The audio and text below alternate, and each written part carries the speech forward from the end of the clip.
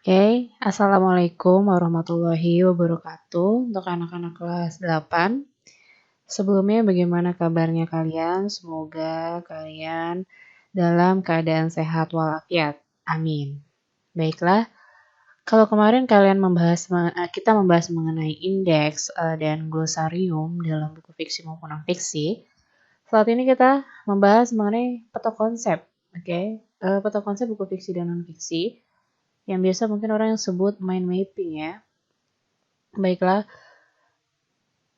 kenapa sih materi kita berjalan cepat gitu? Karena kan minggu depan kalian sudah pekan ulangan. Nah, jadi materinya memang kita agak sedikit kebut.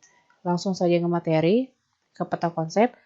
Apa sih itu peta konsep? Peta konsep adalah rincian dari isi buku pada umumnya atau secara general terdiri atas beberapa bab. Nah, di dalam setiap bab itu terbagi pula atas subbab lagi. Jadi subbab itu adalah anak dari bab ya. Misalnya kalau ada angka 1 itu ada A. Kalau ada angka A berarti ada A kurung yang kecil. Nah, itu ada anak-anak-anaknya lagi. Itu namanya subbab. Nah, itu dirinci ke dalam beberapa bagian sehingga kita lebih bisa mudah memahami dengan cara peta konsep tersebut. Nah, kalian ingat kan waktu ibu suruh buat peta konsep apa ya dulu teks persuasi. Nah, itu contohnya yang kita pajang di ruang bahasa ya, di kelas bahasa tuh kan ada peta konsep. Baiklah langsung saja ke materi yang pertama, peta konsep buku fiksi dulu. Kita berpikir atau membandingkannya beda ya antara buku fiksi dan non fiksi. Kalau untuk yang buku fiksi kan seperti fabel, dongeng, novel, cerpen, itu namanya buku fiksi. Yang pertama di sini adalah judulnya apa? Misalnya judulnya itu tentang si Malin Kundang. Pengenalannya atau orientasi. Nah, ini nih subbabnya pengenalannya ada pengenalan sifat, tokoh, secara gambaran garis besarnya, latarnya di mana, alurnya berjalan seperti apa, maju, mundur, ataukah campuran. Nah, garis besar ceritanya tuh tentang apa? Kalau Malin Kundang kan kedurhakaan seorang anak ya. Dan langsung ke konflik. Konflik itu terbagi atas 3 ya. Pertama adalah kan kita nggak mungkin ya maksudnya kalau berkonflik atau masalah itu langsung ujuk-ujuk masalah gitu kan pasti ada perkenalannya dulu. Kalau misalnya dari cerita Malin Kundang itu perkenalan konfliknya itu pernah ceritanya ada sosok si anak dari Sumatera Barat yang ditinggalkan ayahnya merantau. Dia udah nggak ini nih apa sih namanya udah nggak mampu lagi hidup kayak gini. Ini masalahnya ini apa ya? Maksudnya kok hidupnya kayak gini-gini aja gitu. Akhirnya dia punya inisiatif bilang sama ibunya, Bu, kayak kita nggak bisa hidup kayak gini terus deh. Gimana kalau saya misalnya si Malin itu merantau. Nah, itu awal konfliknya. Nah, terus menuju konflik. Menuju konfliknya apa? Menuju konfliknya si Malin bilang sama ibunya untuk merantau ke kota ya kan dia hidup di pesisir pantai. Lalu itu namanya menuju konflik atau rising action. Setelah itu ke klimaks, puncak konfliknya. Puncak konfliknya apa? Puncak konfliknya ketika si Malin Kundang sudah berhasil bekerja di salah satu saudagar kaya, akhirnya istrinya tuh bilang, gimana kalau kita pulang kamu ke kampung kamu gitu kan. Nah, akhirnya ada ibu-ibu ya. Ada seorang ibu yang itu tuh anak saya Malin gitu. Itu namanya puncak masalahnya. Nah, lalu ke anti klimaks. Anti klimaks ini penurunan dari si masalah atau penurunan konfliknya seperti apa? Ya, maksudnya penurunan, klimaksnya tadi jatuhnya seperti ke tahap puncak masalah yang dihadapi tokoh. Tokohnya itu siapa? Tokohnya si Malin, ibu. Dimana mereka seperti ada perubahan nasib ya, yang berhasil keluar dari kehidupan mereka sebelumnya. Dan ke tahap penyelesaian, ke tahap ending ya, atau akhir cerita ini nih, ke tahap penyelesaian atau ending. Di sini berisi penjelasan tentang nasib-nasib yang dialami tokoh setelah mengalami peristiwa puncak nih. Akan tetapi ada pula pengarang yang menyerahkan endingnya kepada pembaca agar menggantung. Kalian kan pernah ya nonton film Misalnya endingnya, lah kok endingnya kayak gini sih? Kenapa endingnya kayak gini? Nah, istilahnya tuh si pengarang yang menyerahkan kita. Oh, jadi menyerahkan kita bagaimana endingnya. Itu ada beberapa film yang seperti itu. Oke, sampai di sini paham ya untuk pembedaan peta konsep untuk yang buku fiksi. Dan selanjutnya peta konsep untuk buku non fiksi. Misalnya di sini buku ensiklopedi, ya kan, ensiklopedia. Nah, bab 1.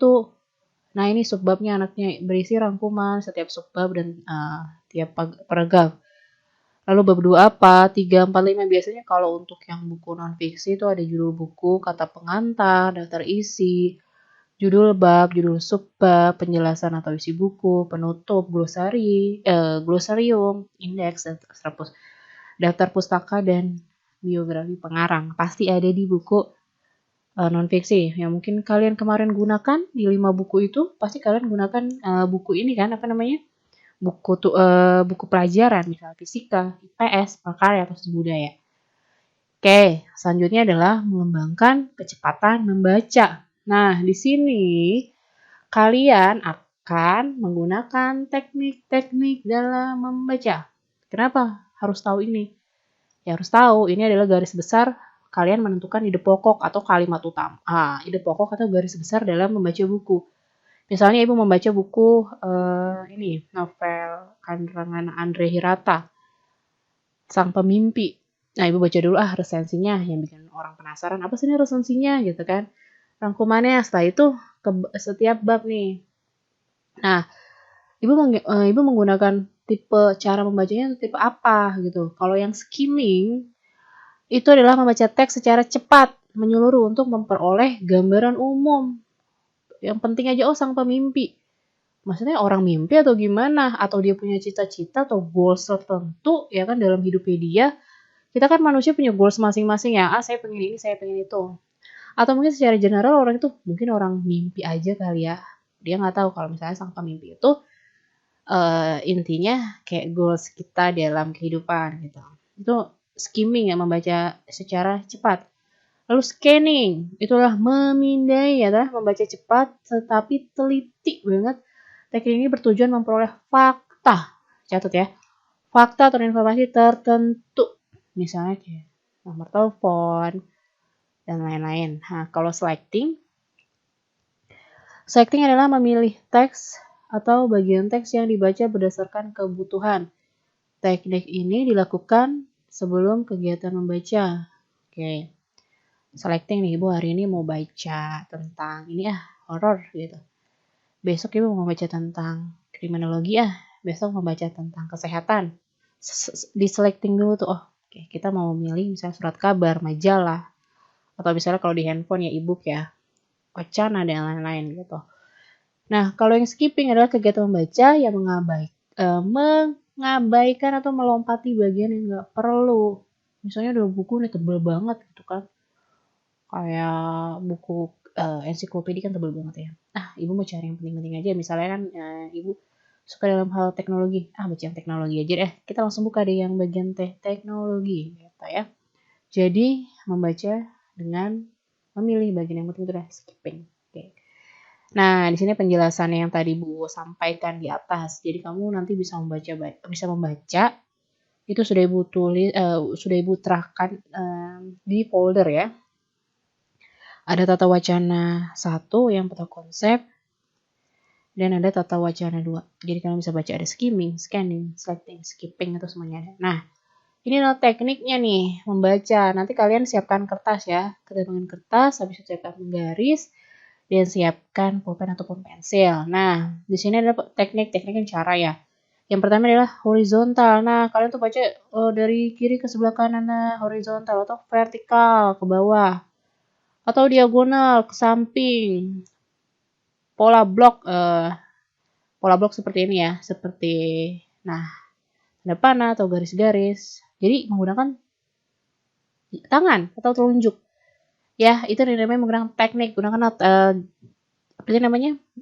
telunjuk kalian untuk teknik membaca. Ada pola zigzag. Nah, ya kan.